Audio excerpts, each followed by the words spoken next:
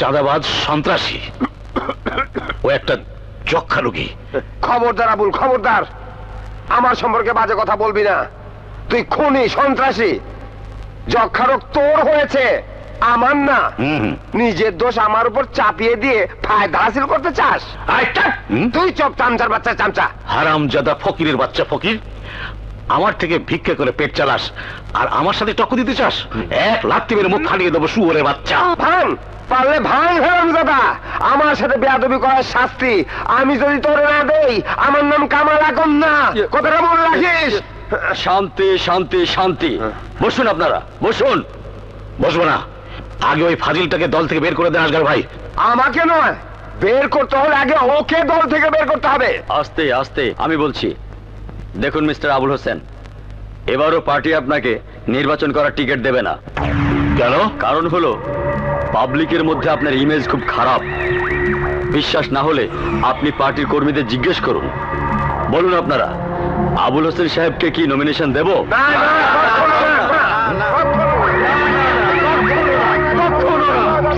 দেখেছেন আপনি, দলের কর্মী নেতা কেউ চায় না আপনাকে নমিনেশন দেওয়া হোক। নেতা কর্মী? এরা কেউ সত্যিকার নেতা কর্মী নয়। এরা সবাই আদালতে মিথ্যা সাক্ষী দেওয়ার দল। এরা সবাই পয়সাকে দল বদলানো লোক। সিদ্ধান্ত আমরা নিয়ে ফেলেছি। তোর সিদ্ধান্তের গোষ্ঠী খাই। স্যার কি করতেছেন স্যার? শালা সভাপতি, কয়দিন আগে পানের দোকানে পান বিক্রি করতি, আর আমার বিরুদ্ধে সিদ্ধান্ত নিস? শালাকে বেরিয়ে ফেলবো। শালাকে আমরা ছাড়, আমার ফোনটা নিতে দে। শালাকে মারবো থোড়া ভেঙে দেবো। স্যার আমাকে ছাড়, আমরা ছাড়, ছাড় বলতে ছাড়।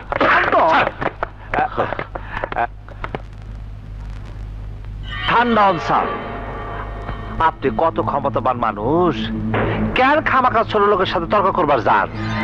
তুই শুনিস নি? ওই ভিখারি বাচ্চা বলে আমাকে নাকি নমিনেশন দেবেই না। না দেও, আপনি নতুন পার্টি খাড়া করে দেন। আপনি চাইলে তো আপনার পায়ের জুতা ইলেকশনে জিততে পারে। আজকালকার জমানায় ভরসা করার মতো জুতাই বা পাবো কোথায়? পায়ের জুতাকে ইলেকশনে দাঁড় করালে আজ বাদে কাল সেটাও মাথায় টুপি হতে চাইবে। আপনি খালি একটু চোখ খুলে চারিদিকে দেখেন, দেখবেন বর্ষা করার মতো লোক আপনার সামনে খাড়াই আছে। আরে কোথায় দাঁড়িয়ে আছে? একমাত্র ছিল রশিদ উদ্দিন, ওকে তো মেরে আমি ভাগিয়ে দিয়েছি। ভালো করে দেখেন স্যার, বর্ষা করার মতো লোক আপনার আশেপাশে আছে।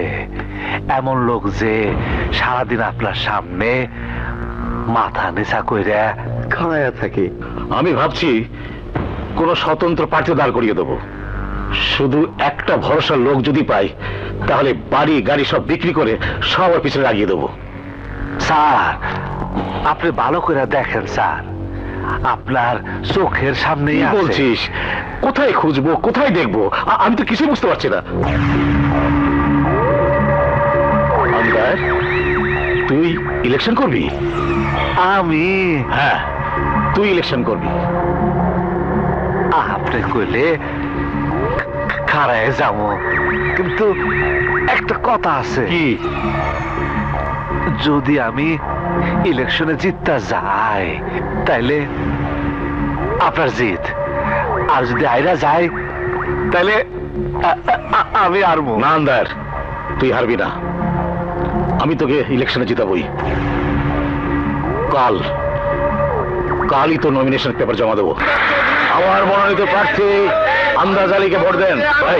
তাকে হাত নাড়ছিস, ওরা আমাকে দেখে হাত নাড়াচ্ছে, বুঝছিস না? হাতামা আন্দাজ চৌধুরীর আম্মার কায়, আন্দাজ চৌধুরী।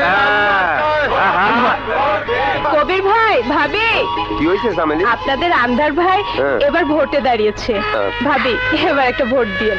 আচ্ছা ঠিক আছে, ঠিক আছে, তুমি কোনো চিন্তা করো না। আচ্ছা।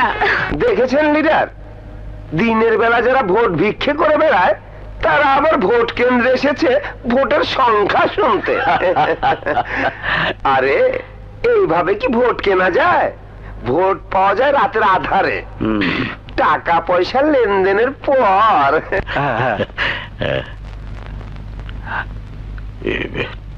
টেনশন লাগছে। কিসের টেনশন স্যার? আমরা জিতলেও লাভ, হারলেও লাভ। হারলে লাভ মানে?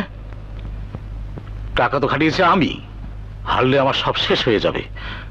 আমি একেবারে নিঃস্ব হয়ে যাব, ফকির হয়ে যাব। যা চুপ করে কোণে বসে থাক। কি যে কন্যা স্যার, আমি আপনার সামনে বসবো কেমনে? আমি তো আপনার গোলাম।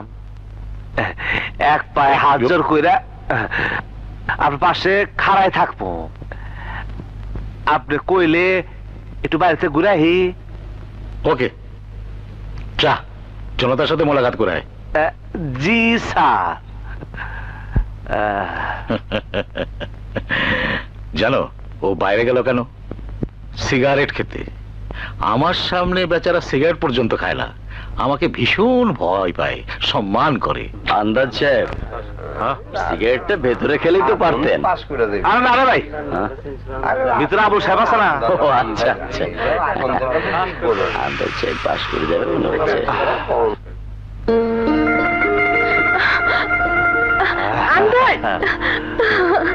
এই পর্যন্ত প্রাপ্ত ফলাফল অনুযায়ী দেওয়ান মোহাম্মদ আন্দাজ আলী চৌধুরী ওরফে আন্দারের নিকটতম প্রতিদ্বন্দ্বীর নিকট থেকে 500 ভোটে এগিয়ে আছেন।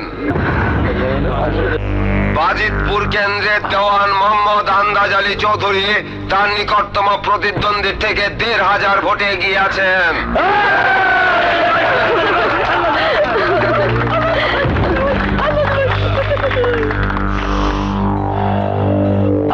আন্দার, আন্দার, শুরুটা তো ভালোই মনে হচ্ছে, কিন্তু এখনো বিজয়নগর, মধ্যগ্রাম, কামারপাড়া, নিতাইপাড়া, আশিনগরের ভোট গণনা বাকি আছে। দেখা যাক কি হয়। বিজয়নগর কেন্দ্রের প্রাপ্ত ফলাফলে দেওয়ান মোহাম্মদ আন্দাজ আলী চৌধুরী 5000 ভোটে এগিয়ে আছেন। 5000 ভোট বেশি? 5000 ভোটে আগে আছি।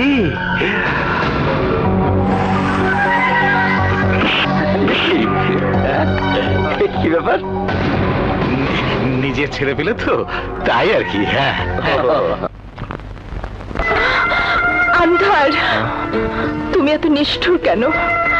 সেদিন আমি ডাকলাম, তুমি তাও শুনলে না। কি করবো ক? জনগণ আমারে ভালোবাসে, আমার বিজয় খুশি হয়ে আমার গলায় এত মালা দিছে যে চারিদিকে আমি কোনো কিছুই দেখতেছিলাম না। জনতার মালা তো তোমার গলায় পড়েছো, কিন্তু আমি যে তোমার মালা গলায় পরবো বলে বসে আছি। হায় রে আমার বুলবুলি, কেন পায়ে শিকল পড়বার চাস? আরো 2-4 দিন স্বাধীনভাবে প্রেম প্রীতি করে নেই। না, তার হবে না। এবার আমাদের দুজনকে বন্দি করে লোক এসে গেছে। মানে? মানে আমার গর্ভে তোমার সন্তান। বড় নালায়েক, বড় বজ্জাত পোলা মনে হইতেছে। বাপরে না জিগে দুনিয়া আইবার চাইতেছে। দেখ সামিলি, তুই ভালোবাসছিলি ফুটপাতের সামান্য বেকার ছেলে রে। জনগণের নির্বাচিত প্রতিনিধিরা আমারে তোর আশেপাশে দেখলে তোর বাইক খেয়ে যেত, তোর শাসন করে কইতো সম্পর্ক হয় সমানে সমানে, উঁচু নিচুতে হয় না। সেদিন তোর ভাই ছিল উঁচুতে আর আমি ছিলাম নিচুতে। আজ আমি অনেক উঁচুতে, তোর ভাই অনেক নিচুতে। সমানে সমানে না হইলে সম্পর্ক কি কইরা? আগে তুই আমার সমান হ, তারপর বিয়ার কথা কইস। না, আমি কারো সমান হতে চাই না। আমি আমার পেটের সন্তানের পিতৃ পরিচয় চাই। মূর্খ নারী, চাইলেই পিতৃ পরিচয় পাওয়া যায়? বোকা, তোর পেটে যে বাচ্চা বড় হইতেছে, জনগণ কি করে বুঝবো এই বাচ্চা আমার? আমার সোয়াতে যে বাচ্চা আইছে তার কোন প্রমাণ আছে? এক কাম কর, যত তাড়াতাড়ি সম্ভব পেট থেকে বাচ্চা খালাস কর। যদি এলাকায় না হয় তাহলে শহরে যা, টাকা আমি দেবো, আমি দেবো। এসব তুমি কি বলছো আন্ধার? দেখ সামিলি, ভালোবাসার জন্য মানুষ কত কিছু ত্যাগ করে, তুইও কর। আমি এখন জনগণের নির্বাচিত প্রতিনিধি, দেশের কাম নিয়ে আমি এখন ব্যস্ত হয়ে যাব। রাস্তাঘাটের উন্নয়ন করবো, স্কুল কলেজ করবো, এলাকায় একটা হাসপাতাল করব, যাতে তোর মতো কুমারী মাতারা নিরাপদে পেটের বাচ্চা খালাস করবার পারে। এই সময় যদি আমার গায়ে কলঙ্কের কালি পড়ে, তাহলে জনগণের উপকার হইব কি কইরা? তুই আর কথা বাড়াইস না, জনগণের উপকার কর, পেটের বাচ্চা খালাস কর। যা ঘরে গিয়া কোথায় কি করবি ঠিক কর, আমারে জনগণের সেবা করবার সুযোগ দে।